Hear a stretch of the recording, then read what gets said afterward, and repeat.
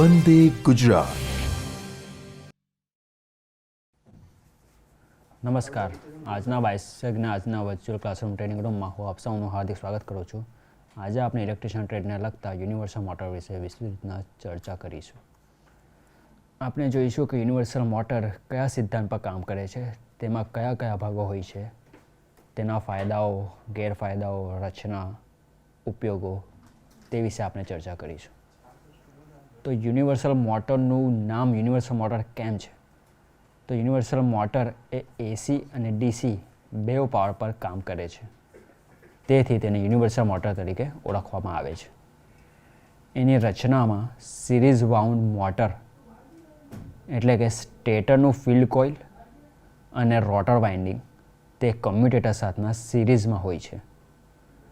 Field coil, stator અને જે armature હોય છે, જેને અહીં આપણે રોટર કહીશું, તે કમ્યુટેટર સાથેના સિરીઝમાં હોય છે. તેથી યુનિવર્સલ મોટરનું બીજું નામ છે સિરીઝ વાઉન્ડ મોટર. યુનિવર્સલ મોટરને આપણે એસી સિરીઝ મોટર તરીકે પણ કામ કરી શકીએ, અથવા તો બીજી રીતના કહીએ તો તે નાનું વર્ઝન છે એસી સિરીઝ મોટરનું. અને જો યુનિવર્સલ મોટરની રચના જોઈએ તો એ ડીસી સિરીઝ મોટરની રચનાની જેમ હોય છે, પરંતુ તેમાં થોડો ઘણો ચેન્જ એ હોય છે કે તેમાં એસી સપ્લાય ચાલુ રહે છે, તેના માટે તેને એસી પાવરના રીતના બનાવવામાં આવે છે. યુનિવર્સલ મોટર એસી અને ડીસી બંને પ્રકારના સપ્લાયમાં કામ કરે છે અને તેની રચનામાં આર્મેચર અને ફિલ્ડ કોઇલ સિરીઝમાં જોડવામાં આવે છે અને તેમની સાથે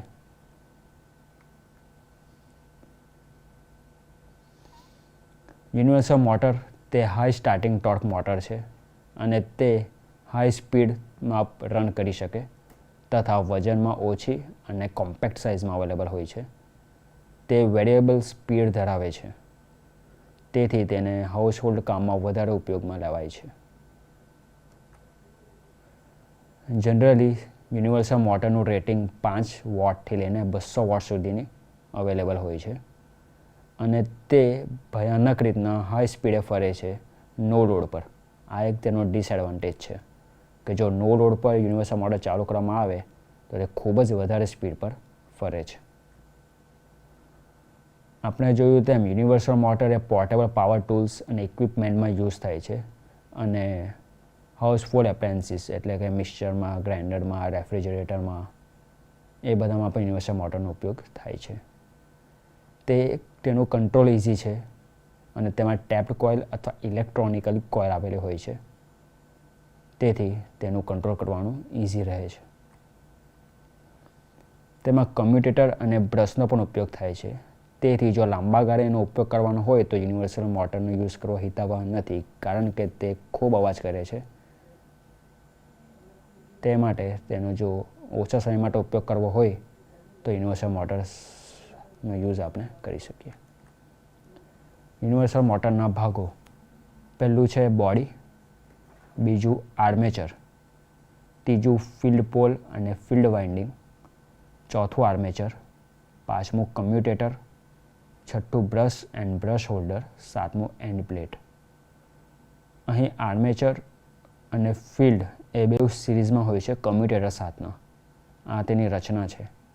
જે ફરતે ભાગ હોય છે તે બોડી, તે ડેમેજ થતી અટકાવવા સારું, અને બ્રશ અને એન્ડ પ્લેટ. તો આ બધા ભાગો છે યુનિવર્સલ મોટરના. કનેક્શન ડાયાગ્રામ અહીં જોઈ શકીએ છીએ. સિંગલ ફેઝ એસી સપ્લાય ઓર ડીસી સપ્લાય, બે પ્રકારના સપ્લાયથી આપણે ચાલુ કરી શકીએ યુનિવર્સલ મોટરને.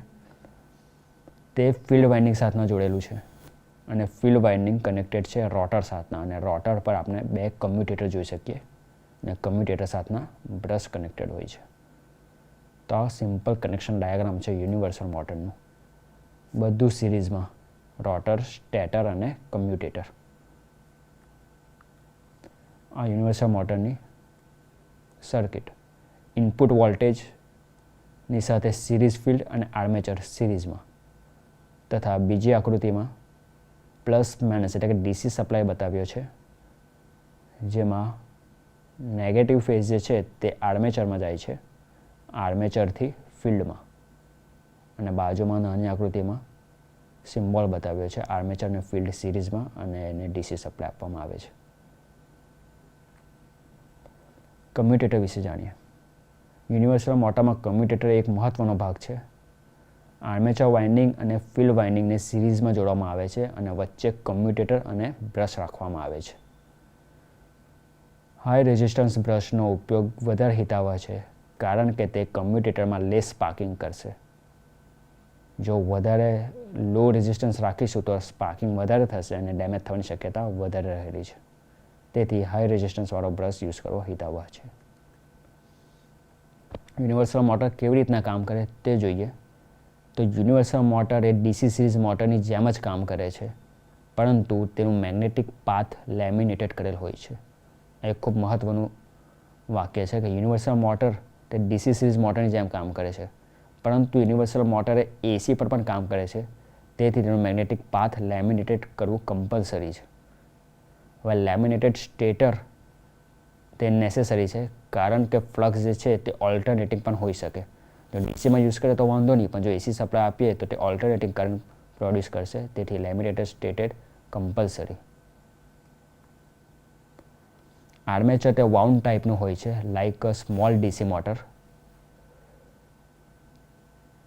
અને લેમિનેટેડ કોર એટલે કે આર્મેચર તે લેમિનેટેડ કોર હોય છે અને તેના પર લેમિનેટેડ સ્ક્યુ કરેલા હોય છે, અને જે સ્લોટ હોય છે તે સીધા હોય છે અને તેના પર વાઇન્ડિંગ કરેલું હોય છે. તેની સાથે કમ્યુટેટર અને બ્રશ સિરીઝમાં જોડેલું હોય છે. કેરેક્ટરિસ્ટિક્સ. યુનિવર્સલ મોટરની સ્પીડ આપણે વેરી કરી શકીએ છીએ ડીસી સિરીઝ મોટરની જેમ. જેમ કે સ્પીડ જે હશે તે લો હશે ફૂલ લોડ પર, અને સ્પીડ ડેન્જરસલી હાઈ હશે નો લોડ પર. 20,000 રોટેશન પર મિનિટ કેટલાક કેસોમાં. જો નો લોડ પર કેટલી યુનિવર્સલ મોટર ચાલુ કરવામાં આવે તો ડેન્જરસલી હાઈ સ્પીડ એટલે કે 20,000 રોટેશન પર મિનિટની સ્પીડે પણ ફરી શકે છે. એટલે કે યુનિવર્સલ મોટરને નો લોડ પર ચાલુ કરવું હિતાવહ નથી. ગિયર ટ્રેન્સનો યુઝ થાય છે એકચ્યુઅલ લોડને રિડ્યુસ કરવા સારું યુનિવર્સલ મોટરમાં. આ સિરીઝ કનેક્શન બતાવેલું છે યુનિવર્સલ મોટરનું. સિરીઝ ફિલ્ડ કોઇલનું કનેક્શન આર્મેચર સાથના અને બ્રશ અને કમ્યુટેટર બતાવેલા છે. અહીં નંબર ઓફ પોલ્સ 2 છે. આકૃતિમાં દેખાય છે સેલિયન્ટ પોલ્સ. એફિશિયન્સી એટલે કે કાર્યક્ષમતા. યુનિવર્સલ મોટરને એસી પર ચાલુ કરવી વધારે હિતાવહ છે ડીસી કરતાં. એસી પર એ વધારે સારી એફિશિયન્સી આપે છે. Due to rotating frequency.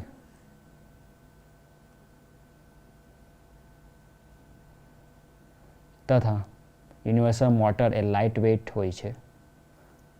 Smaller universal મોટરની કાર્યક્ષમતા 30% જેટલી ઓછી હોય છે, તથા મોટા યુનિવર્સલ મોટરની કાર્યક્ષમતા 70 થી 75% જેટલી હાઈ હોય છે.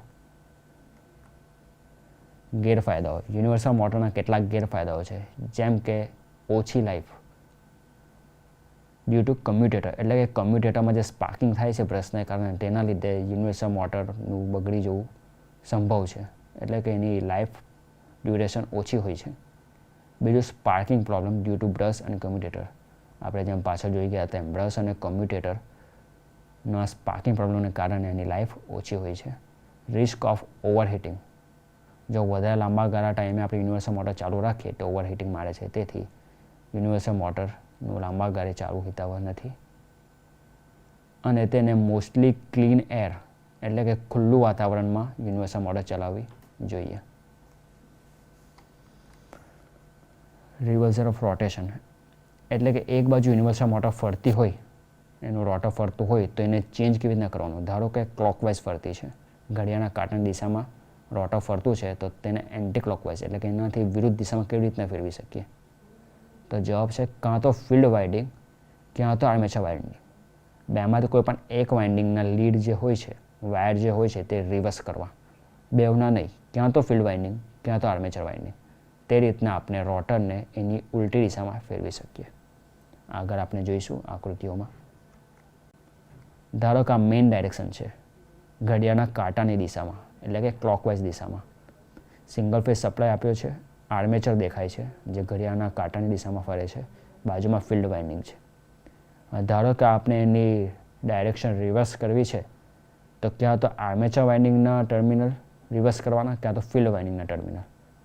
જોઈએ આ આકૃતિમાં આપણે આર્મેચર વાઇન્ડિંગના છેડા ઉલટાવેલા જોવા મળે છે.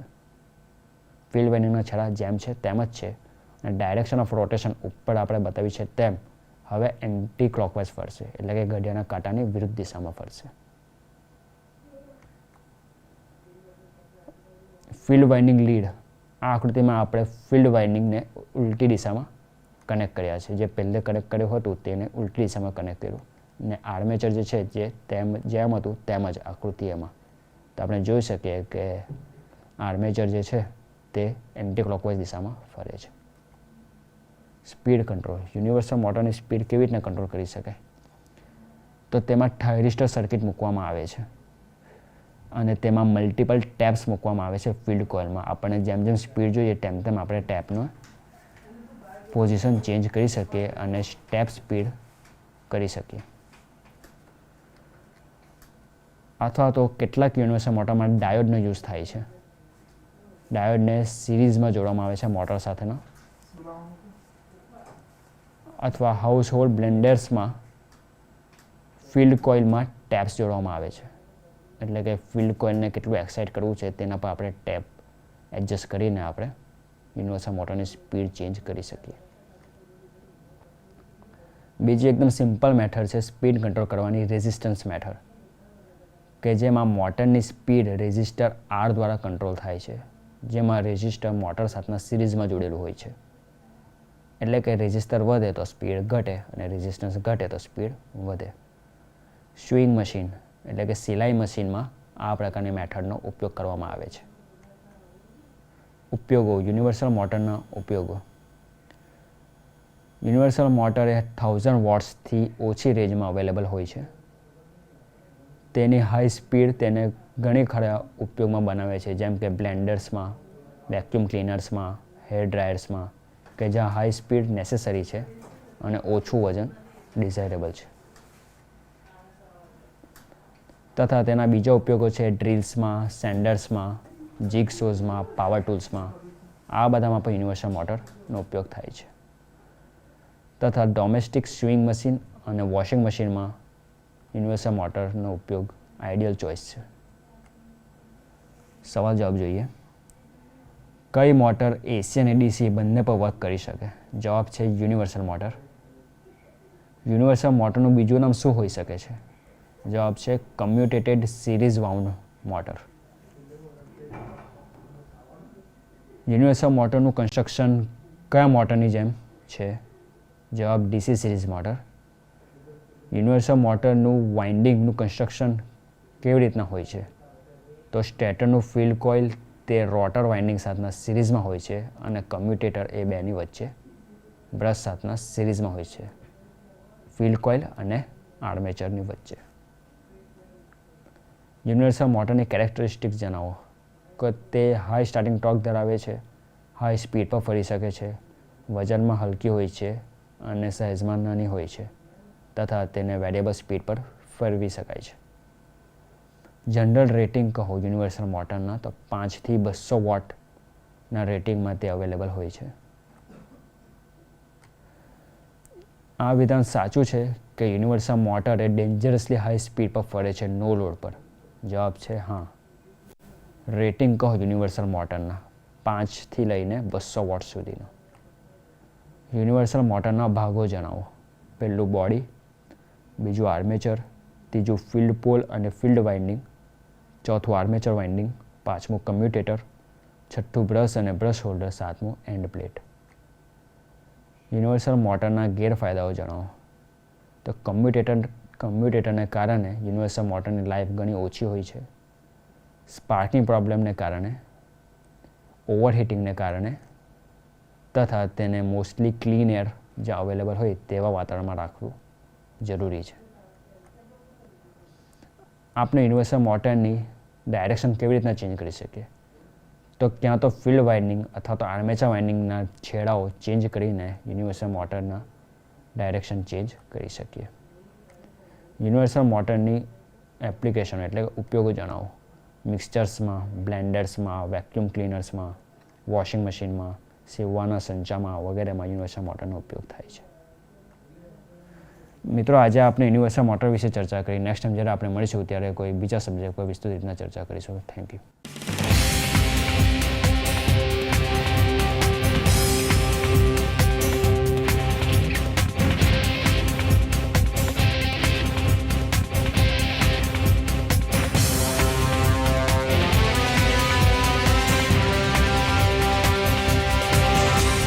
વંદે ગુજરાત.